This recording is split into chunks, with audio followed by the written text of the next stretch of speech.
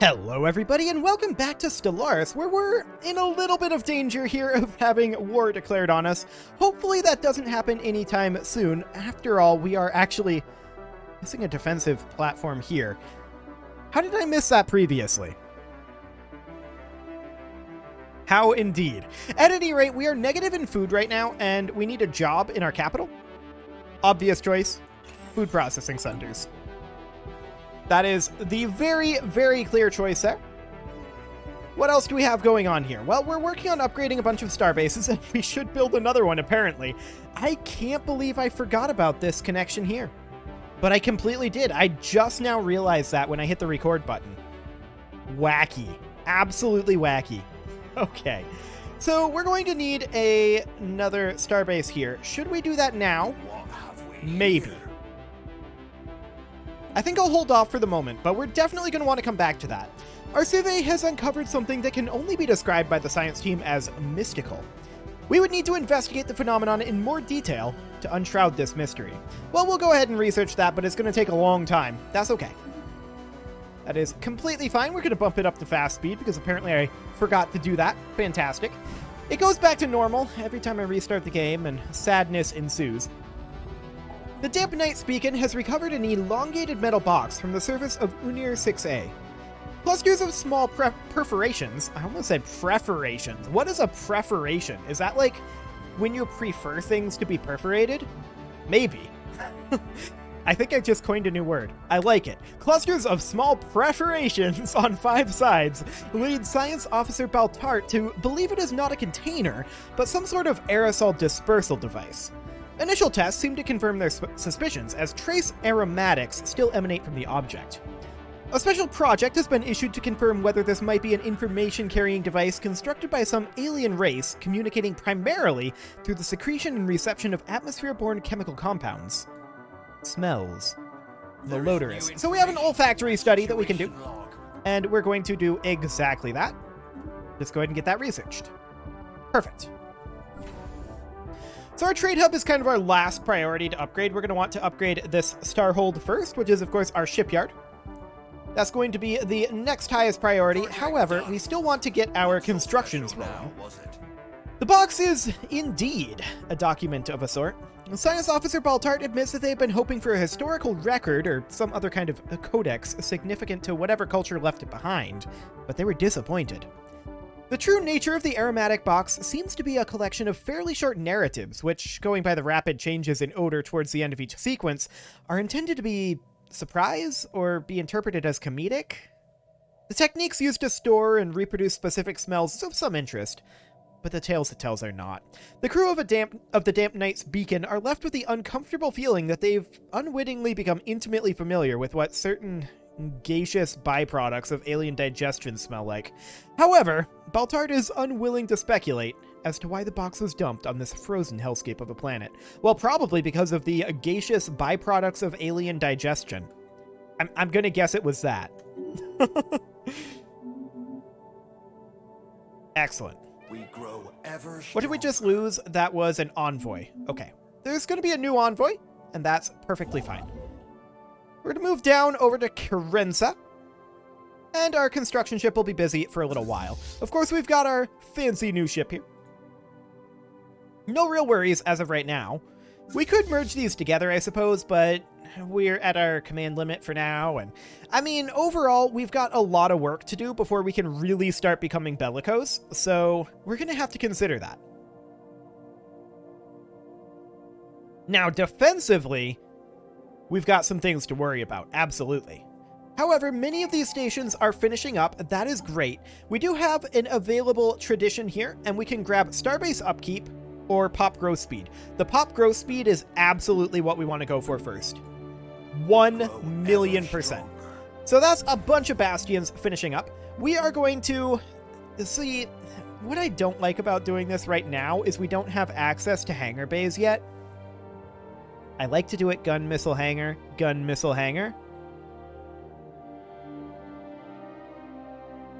I suppose we could change them out later on by dismantling. We could make this one be a gun, and then this one be a missile, for now. And then we can change that to a hangar later. It won't be efficient, but at least it'll look pretty. Excellent. So we can also put in a communications jammer, but honestly, I think the disruption field generator is the bigger deal for right now. So that's what we're going to do here. Missile battery, gun battery, and disruption field generator for each of these. Missile, gun, and we are, of course, out of alloys. It's a fairly expensive thing, to be sure. Boasting a scorching surface temperature and an atmosphere of corrosive mineral acids, Viriac 4A possesses extreme weather conditions responsible for reflecting certain bandwidths of electromagnetic radiation. Heavy metal compounds heated in the planet's troposphere rise in gaseous form to high elevations, whereupon they rapidly cool, solidify, and rain back down to the surface. Simply put, it snows metal on the surface of Viriac 4A. That is interesting. Unfortunately, it's minerals, not alloys, but okay. We'll accept it. Ever stronger. Okay, so we just finished up construction over in Fionis. Obviously, we're going to want to go over to Beta Stephani next, but we are lacking in alloys. Alloys are going to be our biggest constraint for a little while here, for sure. And we should think about perhaps expanding our alloy production in some of these locations.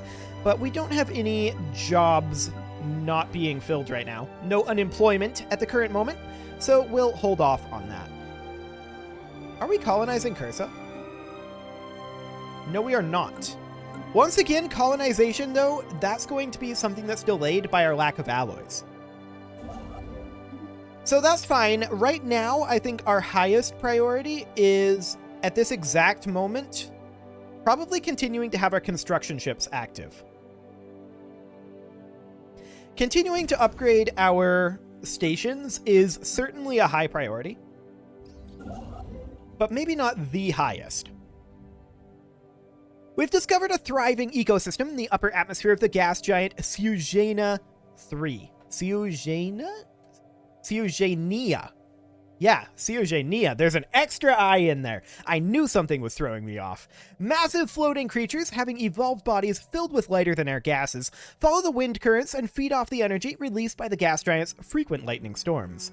These beings in turn support colonies of smaller animals that prey on atmospheric plankton and each other. Fascinating. So +3 society research there. This science ship is not currently doing anything, and we're going to have it come back to Fionis to try to phase shift the freeze, or freeze the phase shift, more like. Okay, so this construction ship is mostly just waiting out here for this to be surveyed. Ah. That's going to be very lengthy indeed.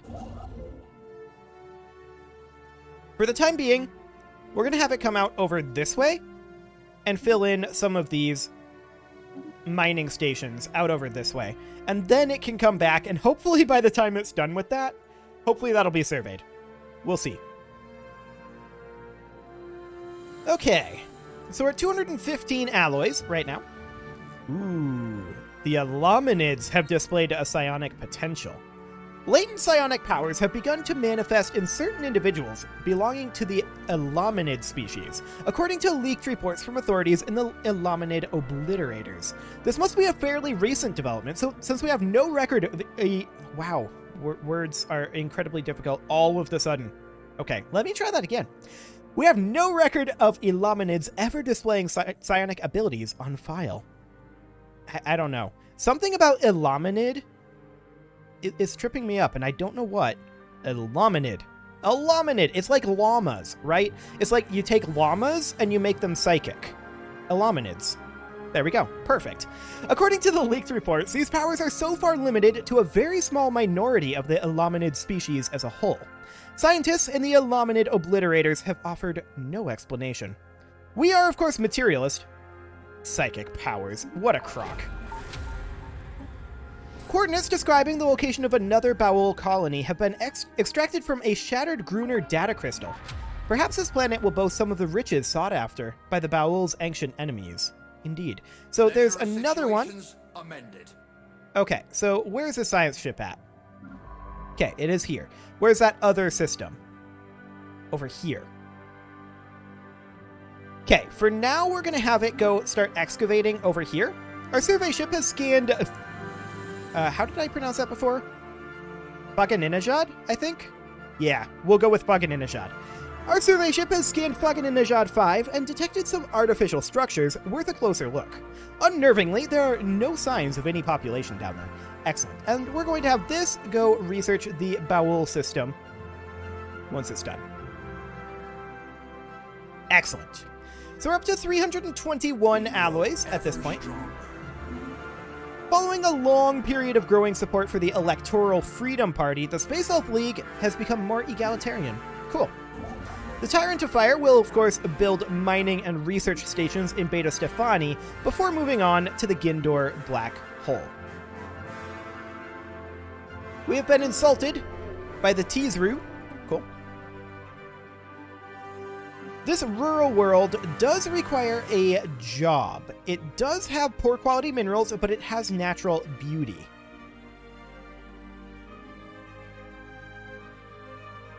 We're a little bit negative on food right now, so we're going to put in an agriculture district. I'm not yet convinced that we're going to have that be an overall agriculture-producing world, but we do need more food, so that is going to be important. And as we ramp up our alloy production, our food is just going to get more and more taxed. So that's definitely something to be worried about. Let's go ahead and get ourselves the disruption field generator over in this bastion, and then missile, gun, and disruption. There we go. Naval cap. Fantastic. So that's great. We could get more naval cap if we wanted, and that might not be the worst idea if we need to bulk up our navy quickly. Ah, the Tizru is no longer a valid rival. Cool. Well, we don't really care too much about the influence, so that's fine. Several plants native to Hotram Prime, where we recently established a colony, exude copious amounts of pollen with an astounding chemical complexity. A special research project has been prepared for further study of this flora. Okay. We need a science ship in Hotram Prime. That's all the way over there. I guess we'll have this guy come over and do that once he's done, but it's going to take a while. It's going to be quite a while before that's good to go. I do want to get our colony over here going. That is still a high priority to colonize. So we'll get that started. There's also this colony, or actually multiple over here. We're not already on the way for either of these, are we? I don't think we are. No, we're not. Project done. Okay. So I think that we'll go ahead and colonize this one immediately. There we go. Following 6 months of number crunching, theory busting, and heated debate, the Damp Southern Horn crew has devised a method by which the planet's particle fields can be locked into a nominal state, preventing their rotation between dimensions. A sufficiently tuned pulse of energy should freeze the veil in one state, locking it into a stable form as a Gaia world. Excellent. So, there's a Gaia world. Beautiful. And I'm sure there will be nothing wrong with it later. We will definitely settle it. That will become a thing. We need to get as many worlds settled as we can as quickly as possible and get that sweet, sweet population growth rolling. That is a top priority right now. We do want to get some more terraforming rolling, but we're not... actually, we should sell off some minerals here. We should absolutely sell off minerals. And then we are going to begin terraforming up here. Planet has an anomaly. Okay, we can't terraform that one. But what we can do is we can come up over here and terraform join them. Beautiful. We could also terraform over here, and we will. But right now, we're not in a huge rush to do that. We grow ever stronger. Excellent. Special project. The crew of the Damp Southern Horn were initially certain they had made a triangulation mistake when deducing the coordinates of the supposed Baul colony in the Phagantris system, having found nothing but asteroids where they expected a life-bearing planet. However, closer study of the asteroid's composition has revealed that they are in fact what remains of the former Baul colony. The once lush planet was blown into several thousand rocky pieces by some unknown collision occurring roughly 7 million years ago. Deduction suggests the Gruner played some role in the planet's dark fate. One particularly promising asteroid has been selected for further study, as it appears to possess a large number of fossilized life forms from the lost planet. A pity. Perhaps we will learn more. Okay, so we get an archaeological site over here. Excellent. And there's also that desert world there, but we'll just go ahead and excavate that archaeological site. Perfect. Ah, and we have a physics research, apparently. I didn't realize that the last one finished. What even was it that we researched? Quantum energy stays. Okay, cool. So that's fine. We should probably think about getting something like UV laser, although Hyperdrive 3 might even be better for us, just because we are very far flung. It takes us a long time to get around, and being able to respawn faster is probably better. At least until we can get our gateway network operational. So that will be fairly important. We are, of course, currently constructing multiple colony ships. And I do want to upgrade this Starhold, but I think for now, we definitely need to make sure that our construction ships are still going, so we'll build a starbase out over here. The Dampenite's beacon is not currently doing anything. It could come out over here. It'll take it time to get here, but that's fine. We'll research those anomalies out over this way. And are we basically done with researching... Ah, there's one up in Dressel as well. Are we basically done with researching anomalies? We're very close, except for new anomalies, of course. So I think that's okay for now. We've still got a lot of regions to settle here. And we definitely need more food. This is allegedly a tech world by default. I'm going to immediately toss it a... where is it? Food processing facility, and we're going to put an agriculture district on it. This colony, of course, needs a city district for housing. That'll be fine. Excellent. So we're currently at minus 30 food per month, and that is definitely something that we want to address. We're working on it. We are certainly working on it. We're 410 alloys at this time, and I think that that's plenty to get another one of these done. So we're going to do that. Perfect. Long-term exposure to the pollen naturally occurring in Hotram Prime's atmosphere acts on the colonist's pheromone receptors with a mild aphrodisiac effect, accompanied by a barely perceptible high. The plant that produces the most potent strain is a flower common to all areas of the planet, squirreled away into some obscure taxonomic nook by scientists on Hotram Prime, but known in the local Pictling dialect as Marin Karen. Plus 10% happiness, or we can just not allow mind-altering particles in the atmosphere. And that's what we're going to do, because we don't like atmosphere. We like ocean. Atmospheres aren't allowed. Not so special now, was it? On closer examination, the plants native to Hotram Prime turn out to be rather dull. Some excrete pollen that have a mild stimulating effect, they are likely to have a propensity for rapid genetic change, hardly impressive enough to warrant adopting as a strategic or luxury resource. Cool. Of course, if you want to know what the chain plays out if you go the other direction, we did that in the last Stellaris series. That was Ethiopia.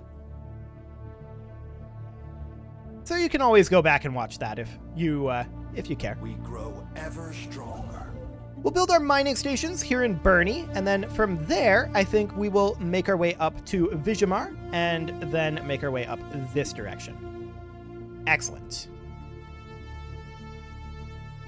So our construction ships are all working away. And we're going to be heading back down this way shortly.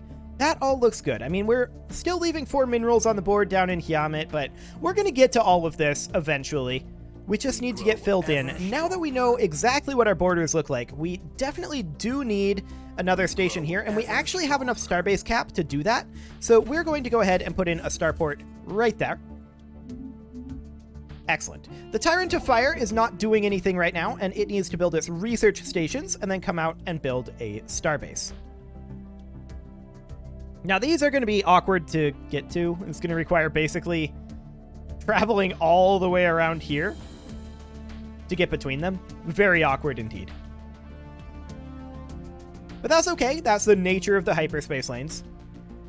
They're a mixed blessing, right? Because they allow you to do cutoffs like we did up here and grab a bunch of territory early, but they also limit your movement pretty dramatically. Now we're still negative in food, but it's only -9 now. So that's great. And we have a terraformation complete over here. We should immediately begin colonizing that. Mandate is unfulfilled. Sure. We don't actually care that much about that mandate.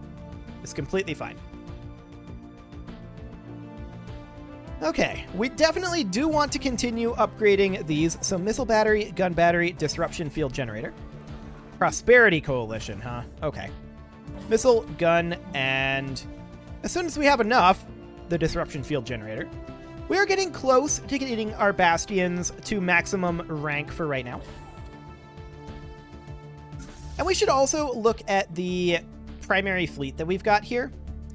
I mean, we're still capped at 30 fleet size, so we actually can't really do much with that. Baltart is the new chancellor. Okay. I wonder if that's a different Baltart. Probably not, actually. Well, he was a scientist, and we are not... Yep. Scientist of the Night's Beacon. Okay, that's fine. And we'll just get, say, Balation here. And we'll send them over to research over here as they were. So that'll be completely fine. Working our way out over this direction. Actually, come up to Dressel first. And then come down here. You're at a bit of a crossroads right now, and we'll just have you do like that. Excellent. So that will be just fine. The trade hub here would eventually need upgrading, but let's go ahead and do our missile battery and gun battery. For right now, I'm just going to go through. These are the cheaper components here. The missile battery and the gun battery together cost the disruption field generator. So we're just going to work on that for the moment. And of course, we want to build our mining stations here. Excellent. So we're working up our defenses. And we're hoping that the AI will take that as a hint to not declare war on us for a good long time. We really need to do a lot of internal work before we're ready for a big war. That is for sure. Okay, so this starbase has finished up, and we're going to immediately put in a gun missile battery there, and a communications jammer. Or actually, no, not a communications jammer. We want to target uplink computer. There we go. The Holden starbase is finished up, as expected. Many of these are finished now. Let's check in on our colonies. This colony requires a city district, easy enough. This is allegedly a tech world. We're still a bit negative on food. I think that this could probably turn into an industrial world. That's not going to help our food situation, to be clear. It's not going to help it at all. This tech world here, once again, I'm thinking it'll be okay as an industrial world. I'm just going to put in the alloy foundry. We're going to have an alloy foundry on every planet. But I'm not really going to commit that any direction at this point. This is definitely a tech world. No doubt about that. Here on Tadaska. We still have our energy credits earmarked for terraforming. We've got a number of worlds that we can still terraform. Like this one over here. What would that actually cost? Actually, that's only 2K. We're going to get that started. Excellent. That is absolutely fantastic.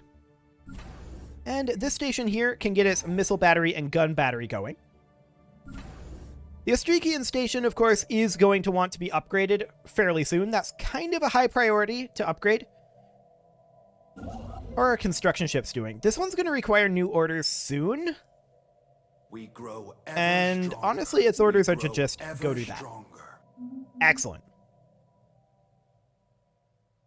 So our defenses are going well. A closer scan of the debris field around Dressel 3A has led to the discovery of an airtight capsule containing an atomic clock that measures time with unparalleled precision.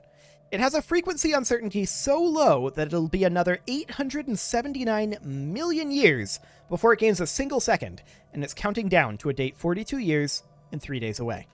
The capsule holds no clues as to what this date signifies or who the owners are.